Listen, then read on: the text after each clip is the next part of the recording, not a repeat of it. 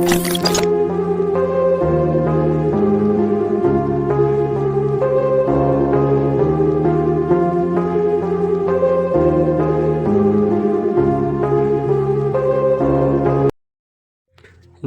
आज हम बात करेंगे कोलकाता शहर यानी जिसे सिटी ऑफ जॉय भी कहते हैं उसके बारे में।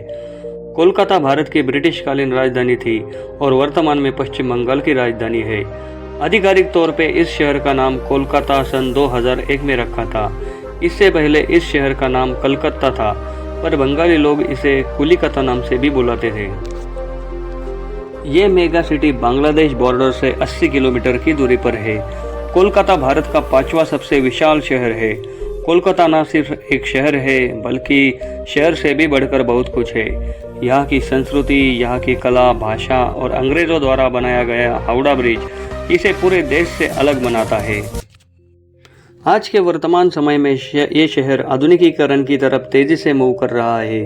यहाँ पे बड़ी बड़ी कारपोरेट कंपनियाँ, बड़ी इमारतें और बेहतरीन रोड इंफ्रास्ट्रक्चर देखने को मिलेगा।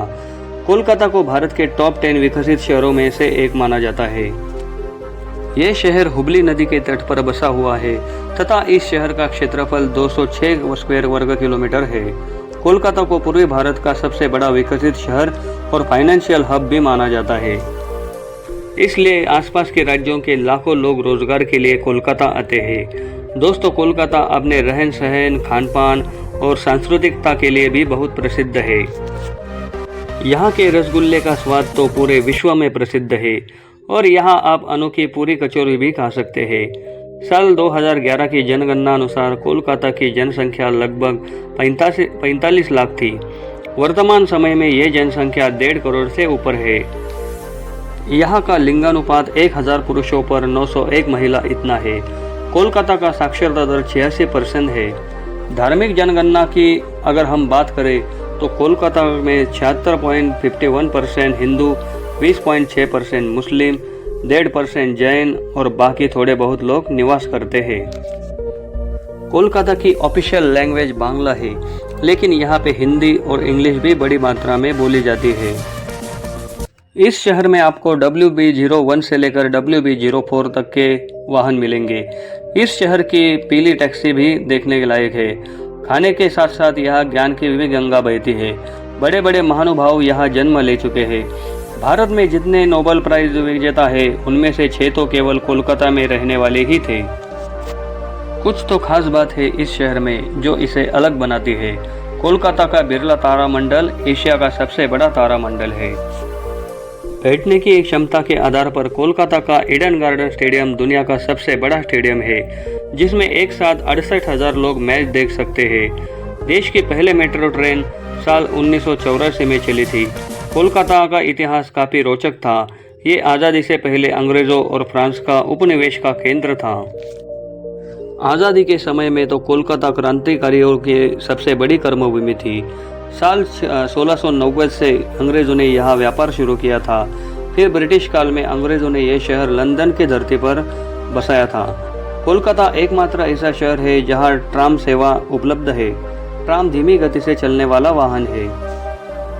इस शहर में आवागमन की बात करें तो इस शहर में रोड, रेलवे और विमान सेवा बहुत अच्छी तरीके से है। रोड सेवा की बात करें तो ये शहर अनेक बड़े बड़े राज्यों से रोड सेवा के माध्यम से जुड़ा हुआ है। रेलवे सेवा की बात करें तो यहाँ का हावड़ा रेलवे जंक्शन बहुत बड़ा जंक्शन है, जहाँ अनेकों राज्यों से रेलवे सेवा उपलब्ध है। विमान सेवा की बात करें तो नेताजी सुभाष चंद्र बोस एयरपोर्ट यहाँ का अंतर्राष्ट्रीय हवाई अड्डा है, जहाँ विविध राज्यों से तथा अंतर्राष्ट्रीय विमान सेवा भी उपलब्ध है। बात करें यहाँ घूमने वाले पर्यटन स्थल की तो आप यहाँ पे दक्षिणेश्वर काली मंदिर दर्शन को जा सकते हैं, जो काली माता का 52 शक्तिपीठों में से एक है। विक्टोरिया मेमोरियल, जो ब्रिटेन की रानी विक्टोरिया के समर्पित पैलेस है। हावड़ा ब्रिज, जो कोलकाता की पहचान है, जिसे अंग्रेजों द्वारा बनाया गया था। कालीघाट मंदिर, जहाँ माता के दर्शन के लिए दूर दूर से भाविक आते हैं। इंडियन म्यूजियम, जो भारत का सबसे पुराना और सबसे बड़ा म्यूजियम है। बेलूर मठ, जहाँ श्री रामकृष्ण परमहंस मंदिर और स्वामी विवेकानंद मंदिर है। नेताजी भवन, जहाँ नेताजी सुभाष चंद्र बोस का संग्रहालय है। ऐसी कुछ घूमने के लिए तथा दर्शन के लिए जगह है जहाँ आप जा सकते हो।